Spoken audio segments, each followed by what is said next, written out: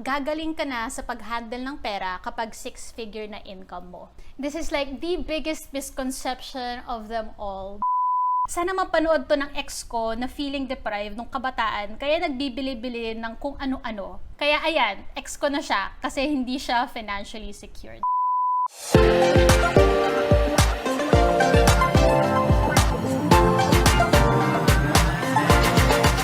What's up guys, it's Nik. As you know, I'm a recovered shopaholic, now a money mindset coach, empowering working professionals to fund their dreams into reality. And today is going to be a fun reaction video to the worst money advice that you have ever heard. There's just a lot of advice that we get from the people around us on the internet, and we confuse ourselves more than we know, and sometimes we're also unconsciously taking the wrong advice from the people we don't really want to become. So in this video, I'm debunking the worst money advice that you've shared with me over on my Instagram, and also I have a lot of mema comments on my TikTok profile as well. In the comment section, it's always very juicy, and as much as I want to respond to every single Marites at Karen sa TikTok, I can't, so I'm making this video. So if you want to hear me roast these mema comments and money advice that should not be out there in the internet, then make sure you like this video and subscribe to the channel because I do have a new video every single week. Now let's get into the worst money advice that I'm about to debunk right now. So let's get into the Instagram poll responses that I got from you guys. And the first one says, from Chrysalyn, she said, "Hindi din maganda magsave sa banko, maliit ang tubo. Says office mate na walang emergency fund at baon sa utang." Whew, we got juicy real quick, and we need to spill the tea on this one. First off, kailangan maging maingat and mindful tayo sa mga advice na sinasabi ng mga tao sa paligid natin, most especially if their lifestyle do not align with what you want in your life. Because would you want to listen to an office mate na wala namang savings at hindi na manage yung mga utang niya pang kailangan bayaran, 'di ba?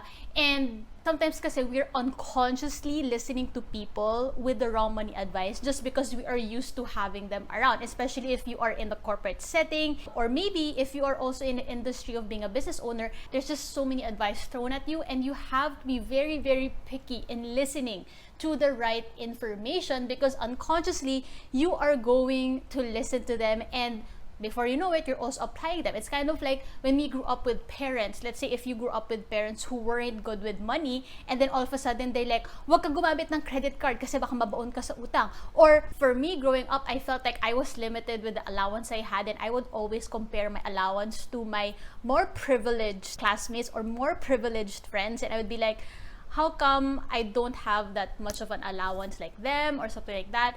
And so when I grew up, it's like I unconsciously spent money because I felt like I was so deprived growing up. And so these are these things that we unconsciously bring with us and we translate to our money habits. So anyway, let's go to what this advice said, na wag na lang mag-save sa banko kasi maliit ang tubo. You know, yes, it's true that maliit ang tubo sa banko. You shouldn't put all of your money in the bank because there is, I believe, less than 1% interest, and that's basically close to nothing. Pangbayad, sabi ko nga, parang pambayad mo na lang sa jeep yun at sa bus at sa pag-commute. Okay, it's basically nothing kasi madededuct pa yung tax from that interest sa bank when you put your money there. And so, what I always share is if you are building your emergency fund or building your savings, put it in a high interest digital bank. Okay, there's Tonic, there's GSave, there's ING, there's Como. There's so many digital banks now that I wish I started so much earlier. If you want to earn passive interest income in the easiest way possible, putting your savings in a high interest digital bank is the way to go. What I do is that there is a 500k amount that's only insured in a high interest digital bank, and as you know, as I've shared in this channel, I have over 500,000 savings, so I don't want to put them in just one bank. So my savings are spread across GSave, ING, Tonic. So I want to make sure that each of them, each of those accounts are yielding high interests, and at the same time, they're also kept in a safe place. But then again, if you're just starting to build your savings and you just want to build the muscle of saving, it's okay to start with a normal bank. Like maybe I started with just BPI. That's where I started really growing my 6-figure savings, and that's okay. But then eventually, as you research more into high interest digital banks, eventually I transitioned to GSave, and then Tonic, and then ING.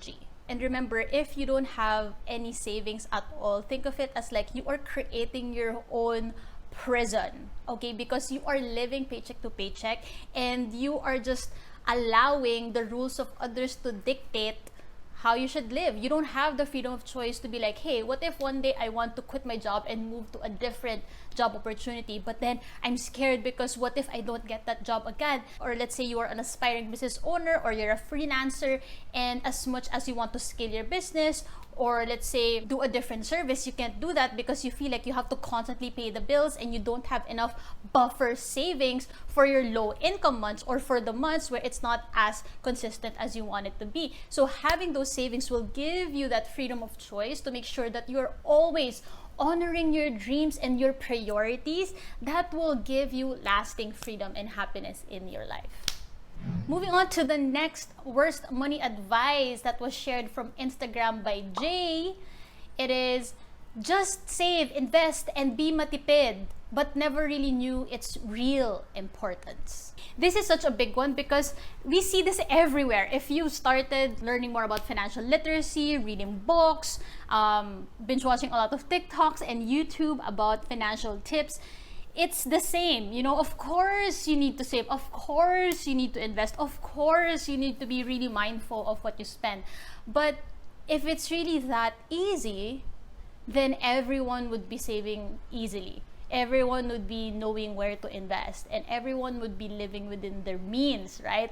But the reality is, that's not the case. If we were just to put that in one sentence and just, spread awareness about that, but then the how and the why aren't clear, then you won't stick to sustainable money habits. It's about knowing its real importance. It's about really understanding the why behind saving, the why behind investing, why you want to be more mindful about where your money goes and how you use that money for your life. It's really knowing the crystal clear purpose behind saving. As I've talked about, hindi enough na parang, oh, they say that it's important to save for the future, but the future is so vague. But then the thing you want to check out on Shopee, on Lazada is so crystal clear, then it's so easy to give in to just that boodle moment, right? Then it's so easy to give in to everyone else, to overgive all the time, to be generous to everyone, but then you are depriving yourself, right? That's why when I coach my clients, we start off with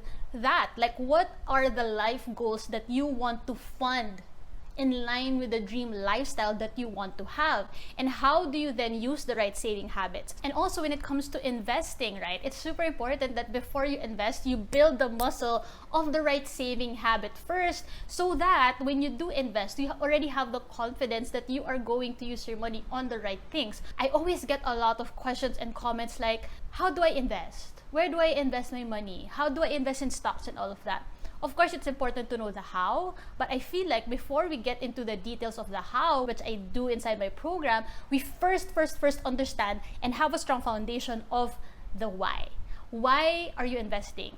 What do you plan to use it for? What's your intention? What's your purpose? Is it because you're going to use that as puhunan for a future property that you want to purchase, and you want to make sure that money grows so that it would be a bigger down payment equity for that property? Are you investing for your long-term retirement so that by the time you're 60, you're confident that you have that enough money? Are you investing in skills, in mentorship, so that you prioritize your self-growth? How are you investing in the short term, mid-term, and long-term? For me, my long-term is I'm investing for my retirement fund, right? And then for my short-term investments, I invest in mentorship, in courses, in coaching programs, in honing my skills as a coach, and also allows me to scale and build a sustainable, profitable business. So we have to look at those concrete reasons, concrete purpose, so that we don't get overwhelmed with the how. Rather, we are so excited, we are so motivated with the why, that the how to save, how to invest, how to become more mindful just becomes a natural process that we get through along the way, because we are so clear on our why. Now let's move on to some mema comments on TikTok, because as much as I'm so grateful that I've grown my TikTok platform to over 50,000 followers, I still cannot do without the mema comments. So I wish I could reply to each of them, but I realize sayang ang energy ko sa kanila because I do not want to waste my energy on people who are focused on having their own mindset and being closed-minded about what they believe in. So might as well just put it in a video and let's debunk and roast them. And let's have fun. Okay? So, here's the most common one. Okay. I'll keep them anonymous because we don't need to know who they are because it's not a good advice. Anyway, so, how about a person who saves a lot but not happy, die one day, edi parang wala lang. You should buy pa din and not deprived. And then, we gonna die anyway. Just enjoy life. Do whatever you want as long as you are happy and doing the right thing. If you spend your money, it's not your money. Spend it wisely. Life is short, madam. Let's enjoy. These are the similar comments that I keep getting on TikTok because hindi nila maintindihan that if you are uncontrollably boodle shopping, allowing just boodles to take over your life, thinking that this is how you truly enjoy life, it's not. Because I've been there, you know, hoping that buying more stuff is going to make me happy, that buying more stuff is rewarding myself, telling myself, deserve ko yun because I worked so hard. But then let's be real, after you get that stuff, are you still fulfilled? Are you still happy? Do you feel like you're really enjoying life? Or it's the opposite. You're allowing buying stuff to fill an empty void in your life that never gets filled. You are filling an endless void by buying these stuff that only give you short-term happiness, temporary happiness. But you don't deserve that. Stop settling for less when you deserve so much more.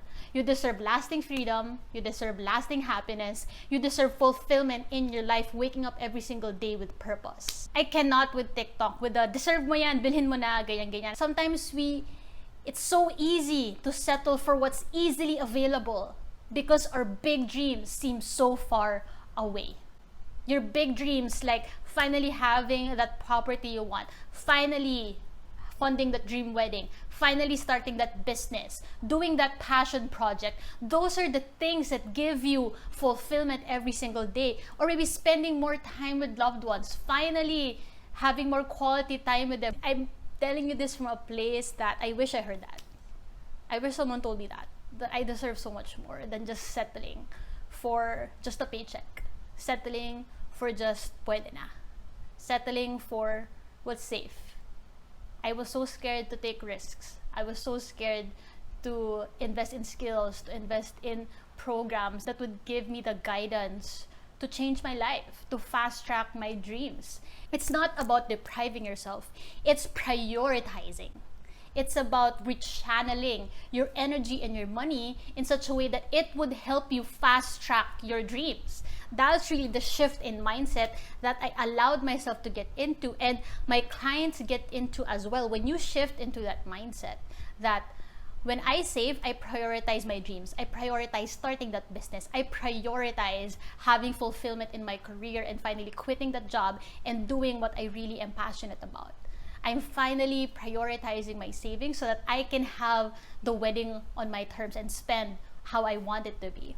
Because it's really different. When you give into the boodles, when you give into what's easily available, that's you living life according to everyone else's terms.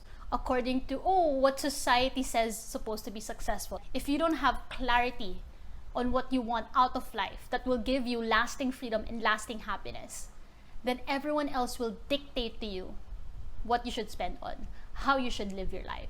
I actually dive way more in detail about this topic in my free 60-minute training where I get into the importance of waking up with passion and purpose that allows you to get closer to your version of financial freedom. And it starts with one income stream. Whatever you have right now, it starts there.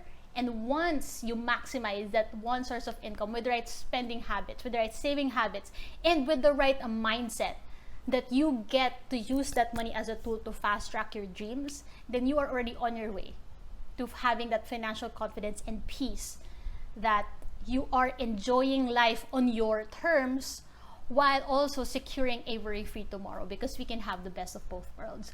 So I wanted to mention this other comment na pang icebreaker naman, kasi parang I know we're all serious about the money and stuff, but I wanted to insert like a really funny comment. And she shared, sana mapanood to ng ex ko na feeling deprived nung kabataan, kaya nagbibili-bili ng kung ano-ano. Kaya ayan, ex ko na siya kasi hindi siya financial. Ex ko na siya. Ulit. Kaya ayan, ex ko na siya kasi hindi siya financially secured. I feel like that was such a funny comment kasi ito nangyayari kapag hindi ka financially secured, naiiwan ka tuloy at nagiging ex ka na lang. Jokes aside, you know, I relate to that because, you know, growing up, parang feeling ko deprived ako kaya ano na talaga binili ko, right? And in a way, I'm grateful that I still went through that journey, or else I wouldn't have come out on the other side and tell you my story being a shopaholic before and now being able to stick to a sustainable money habit, because it's not worth it. You know, all the stuff I bought, grabe, ang dami ko mga pinagbibili na wala naman napuntahan.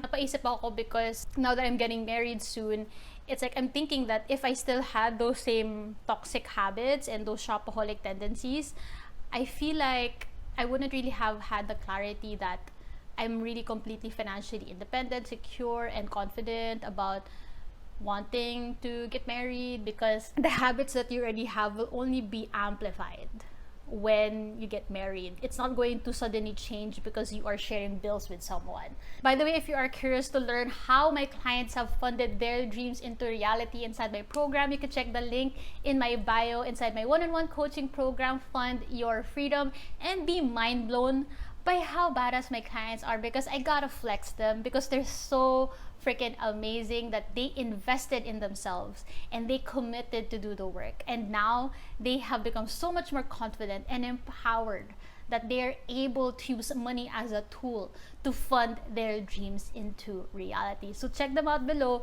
get inspired, because that may be you one day. Let's go back to some Instagram poll responses.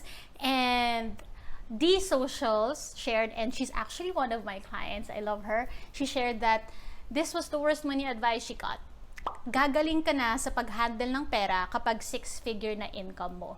This is like the biggest misconception of them all, because guys, I never had a 6-figure income back in my corporate job. I was doing that for 6 years. Okay, and I still eventually able to save up over 500k, right? Although, honestly, I feel like kung hindi ko pa pinagdaanan yung trial and error ko sa pagiging shopaholic ko, I honestly could have saved a lot more. So I feel like, imagine mo, I didn't have a 6-figure income na. I even started living on my own, I think on my 4th year when I started working. And so I was paying bills already. I was, you know, paying for my groceries, kuryente, and all of that. I had all those responsibilities pa. And on top of that, I was still able to save, right? And imagine if I didn't go through the trial and error pa, those 6 years. I could have saved a lot more, and I could have spent my money wisely pa. I could have started the dreams that I've always wanted to have, you know. And that's why it really became my passion to really condense those 6 years of trial and error that I've been through into a 60-day roadmap for my clients. And that's what I do inside my one-on-one coaching program. Like for me now, I'm so thankful that I already have the right sustainable money habits. So now that I was able to grow my business to what it is now, that it is my full-time income, it doesn't give me anxiety, or it doesn't overwhelm me that I have this much money to take care of, to handle, to manage, because I've already done that with a small amount. If you cannot handle at least 30k, if you cannot at least save consistently with 30,000 as your paycheck or business income, then you're still gonna be more overwhelmed when you have 6 figures in your bank account. It's not about how much money you make that will magically solve all of your life problems. It's not that. It's how efficient and consistent you are in handling the current income that you already have. It's creating that strong foundation of the right money habits, so that when you stack up more income, more investments, you will be able to handle it with ease and so much better. And really, if I was able to live on my own, pay for all my living expenses, save consistently, and eventually pursue the dream business that I've always wanted without a six-figure income back in my corporate job, then what else is stopping you? If you enjoyed this video, you can check out this video topic as well, when I debunked common money advice that I just didn't listen to and what I did instead that allowed me to save over 500K in my 20s. So check that out and I will see you there.